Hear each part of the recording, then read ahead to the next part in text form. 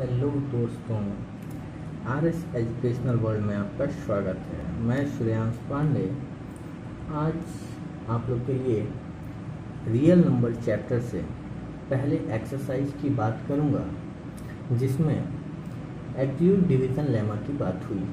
ये एक थ्योरम है बेटा, और लेमा का मतलब क्या होता है? लेमा का मतलब होता है कि एक ऐसा स्टेटमेंट जिसका यूज़ हम किसी दूसरे स्टेटमेंट को प्रूव करने के लिए यूज़ करते हैं। अच्छा, लेमा ऐसा स्टेटमेंट है जो ऑलरेडी प्रूव्ड किया हुआ है, ठीक है, लेकिन इसका हम दूसरे जो है स्टेटमेंट को प्रूव करने के लिए यूज करते हैं, ठीक है। तो आज हम उसी एक्यूट डिवीज़न लेमा की बात करेंगे।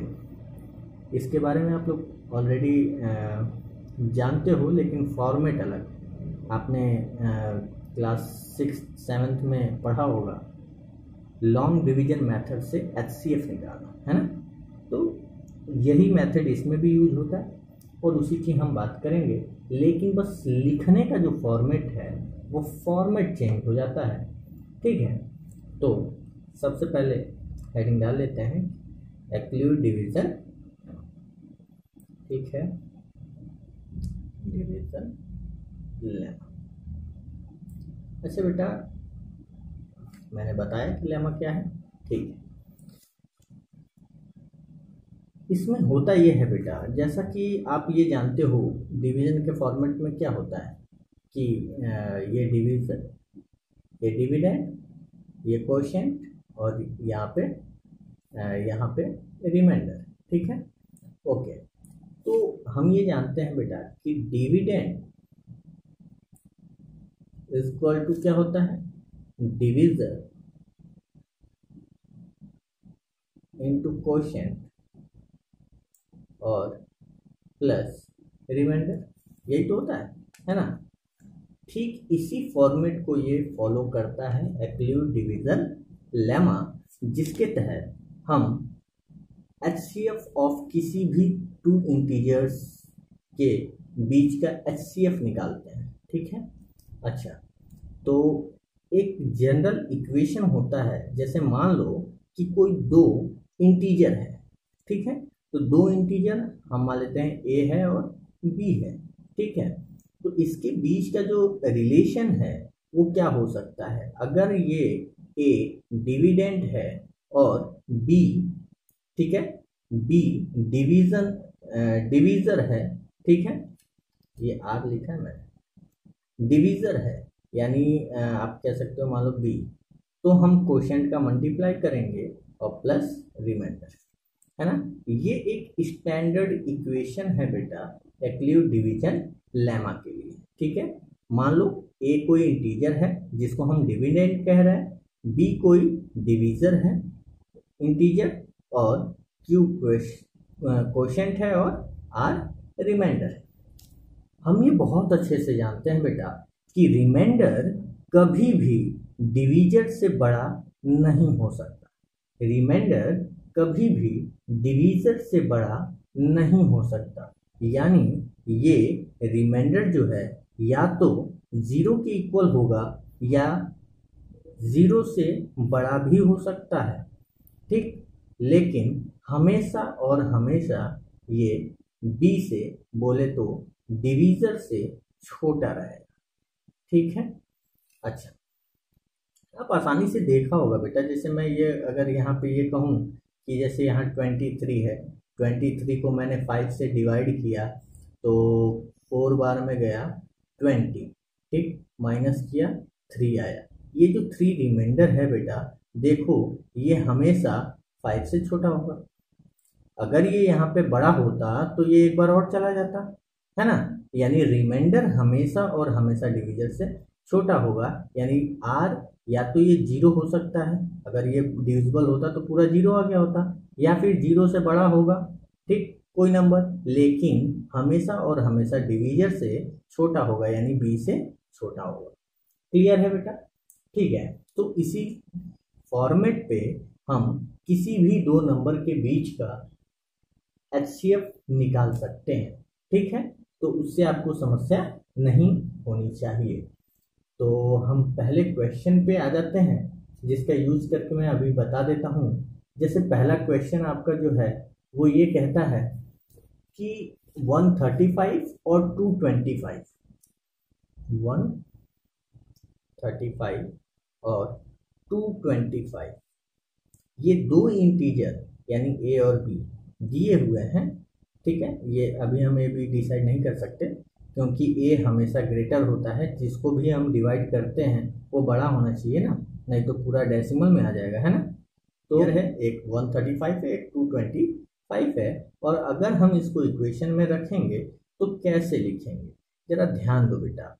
ये बड़ा है यानी 135 इज लेस देन 225, तो जो बड़ा होता है उसको डिविडेंड बना देंगे।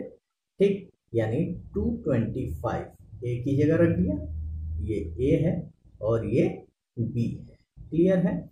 अच्छा, तो 225 इज इक्वल टू बी की जगह क्या रखेंगे अब 135 इंटू कोशेंट। कोशेंट का मतलब कितनी बार जाएगा भैया, 135 का टेबल अगर पढ़ेंगे तो 2 बार पढ़ेंगे तो 270 आ जाएगा, 225 से अधिक हो जाएगा तो ये एक बार जाएगा।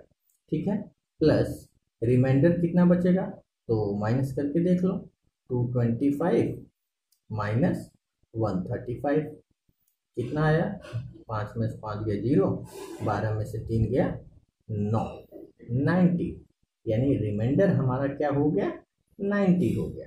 क्लियर है? ठीक है, उसके बाद हम क्या करते हैं, अब ये 35 यहाँ आ जाएगा यानी डिविडेंड बन जाएगा, यानी 135 यहाँ होगा, और अब ये जो रिमाइंडर था वो हमारा डिवीजर का काम करेगा यानी यहाँ आ जाएगा। अब ये इसको कितनी बार ले जा सकता है भैया, क्वोशिएंट क्या आएगा, तो ये भी 1 आएगा क्योंकि 92 जा क्या होता है 180 होता है ना, फिर प्लस रिमाइंडर बचेगा तो फिर माइनस करोगे तो 45 आएगा। ओके, ठीक है, अब ये 45 आ गया, अब क्या होगा फिर, अब ये डिविडेंड बनेगा 90, ठीक है, डिवीजर 45, और अब ये क्वोशिएंट कितनी बार में जाएगा 2 बार में, और ये 0 आ जाएगा, है ना, क्योंकि 45 2 या 90 ये कंप्लीट डिविजिबल हो गया। ठीक, अगर ये आपसे ये कहे, ये तो भैया पूरा ये प्रोसेस एक्लिव डिवीजन लेमा का है, लेकिन HCF क्या है, तो HCF हमेशा क्या होता है बी वाला यानी डिवीजन। ठीक, ये हो गया एक्लिव डिवीजन लेमा।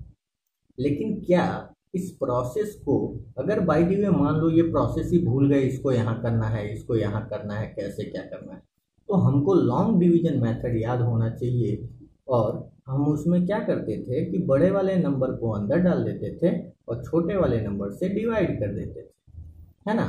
तो इसमें मान लो हमने किया, ये एक बार में गया 135, माइनस करेंगे बेटा, देखो